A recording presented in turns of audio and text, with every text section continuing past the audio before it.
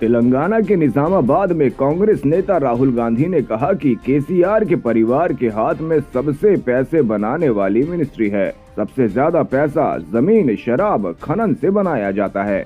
ये तीनों मंत्रालय केसीआर के परिवार के हाथ में है। अगर आप भ्रष्ट नहीं होते तो ये तीनों मंत्रालय आपके परिवार के हाथ में नहीं होते। सबसे पैसे बनाने वाली मिनिस्ट्रीज केसीआर के परिवार के हाथ में है। सबसे ज्यादा पैसा जमीन, शराब और रेत में बनाया जाता है। तीनों की तीनों मंत्रालय केसीआर के परिवार के हाथ में है। केसीआर जी, अगर आप भ्रष्ट नहीं होते तो ये तीनों के तीनों मंत्रालय आपके परिवार के हाथों में नहीं होते। भाजपा नेता राज्यवर्धन राठौर ने राजस्थान विधानसभा चुनाव के लिए मतदान करने के बाद कहा कि मैं पिछले 50 दिनों में गांव-गांव गया। जिस तरह से महिलाओं का आशीर्वाद प्रधानमंत्री मोदी और भाजपा के लिए है, मैंने ऐसा आज तक नहीं देखा। सैलाब है, जो जनता का जो भाव है वो पूरी तरह भारतीय जनता पार्टी की तरफ है। मैं तो देखिए, आप भी क्षेत्र में थे, मैं खुद पिछले 50 दिन गांव-गांव गया। जिस तरह से महिलाओं का खास तौर से आशीर्वाद प्रधानमंत्री मोदी जी पर, भारतीय जनता पार्टी पे, हमारे जो संकल्प है, हमारी जो विचारधारा है उसके लिए है, मैंने ऐसा आज तक नहीं देखा। और महिलाएं मुखर होकर बोलती हैं। मैं उसके लिए आपके माध्यम से मातृशक्ति को धन्यवाद देना चाहता हूँ। युवा शक्ति, मातृशक्ति बदलाव का बहुत बड़ा कारण राजस्थान। कांग्रेस नेता सचिन पायलट ने कहा कि मैं उम्मीद कर रहा हूं कि जनता अच्छा निर्णय लेगी। मुझे लगता है कि जनता चाहती है कि कांग्रेस पार्टी की सरकार दोबारा बने और बीजेपी का जो पिछले 5 सालों से प्रदर्शन रहा है, जनता ने ये देखा है। हमारी पार्टी का विजन वो लोग देख रहे हैं। बीजेपी यहाँ विपक्ष पार्टी की भूमिका निभाने में नाकाम रही है।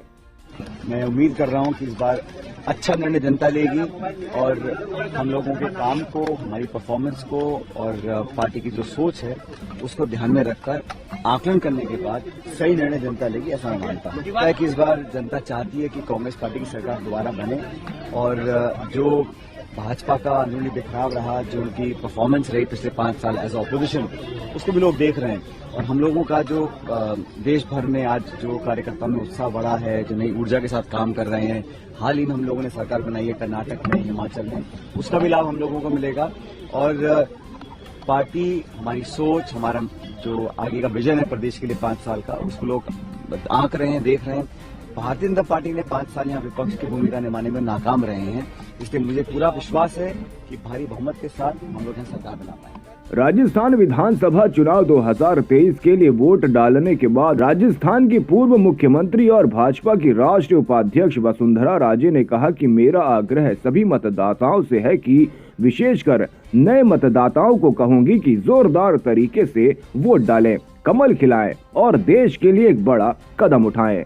से है स्पेशली नव मतदाताओं से कि वो लोग सब आएं, अपना जोरदार तरीके से अपना वोट कास्ट करें, कमल खिलाएं और देश के लिए एक बड़ा कदम उठाएं सब मिलके।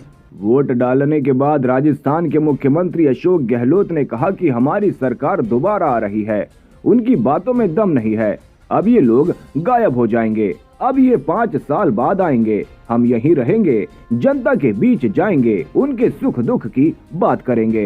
एनडीओ की कैपेबिलिटी बहुत हाई है, बहुत हाई कैपेबिलिटी गारंटी की है। सरकार उसमें रिपीट होगी इस बार। तो में कोई दम नहीं है। ये चुनाव मोदी जी का नहीं है, विधानसभा चुनाव है। 25 तारीख के बाद में, आज के बाद में ये सब लोग गायब हो जाएंगे। ये 5 साल बाद आएंगे सब लोग। हम लोग यहीं रहेंगे, हम जनता के बीच जाएंगे, उनके सुख दुख में भागीदार बनेंगे, विकास की बात करेंगे, आते जाते रहेंगे उनके बीच में। वो नहीं आने वाले, 5 साल बाद आएंगे सब लोग। आप समझ सकते हो जनता के लिए। केंद्रीय गृह मंत्री और भाजपा नेता अमित शाह ने कहा कि बीआरएस ने अपने घोषणा पत्र में 1 लाख नौकरियां देने का वादा किया था। 8 से ज्यादा पेपर लीक हुए, भर्तियां हो नहीं पाई। 40 लाख बच्चों को मुफ्त शिक्षा देनी थी, वो भी नहीं हुआ। के आधार पर होती है। 1 लाख नौकरियां देने का वादा किया था, 8 से ज्यादा पेपर लीक हुए, और क्यों पेपर लीक हुए हम सब जानते हैं। भर्तियां हो नहीं पाई। 3,000 रुपया प्रतिमाह बेकारी भत्ता देने का वादा किया था, वो भी पूरा नहीं हुआ। 40 लाख बच्चों को केजी से पीजी तक मुफ्त शिक्षा देनी थी, वो भी वादा पूरा नहीं हुआ। 7 लाख गरीबों को घर देने का वादा उन्होंने पूरा नहीं किया, मोदी जी ने इसका प्रयास किया। गरीबों का 1 लाख रुपए का लोन माफ करना था, वो भी नहीं हुआ। हर जिले में एक सुपर स्पेशलिटी अस्पताल खोलना था, वो भी नहीं हुआ है। Cinema city, pharma city, textile city, sport city और एजुकेशन सिटी, ये सभी बनाने का वादा था। सिटी कहीं पर दिखाई नहीं पड़ती है और सिटी के लिए जो जमीन था वो सारा गबन कर केसीआर के लोगों ने भ्रष्टाचार किया है। इसके दूसरी ओर भारतीय जनता पार्टी की नरेंद्र मोदी सरकार ने भारतीय जनता पार्टी के स्थापना से 1950 से जनसंघ से लेकर अब तक जितने वादे किए थे, ये 9 साल में हमने सभी वादे पूरे किए हैं। चाहे राम मंदिर बनाने का वादा हो, चाहे धारा 370 को समाप्त करने का वादा हो, चाहे ट्रिपल तलाक को समाप्त करने का वादा हो।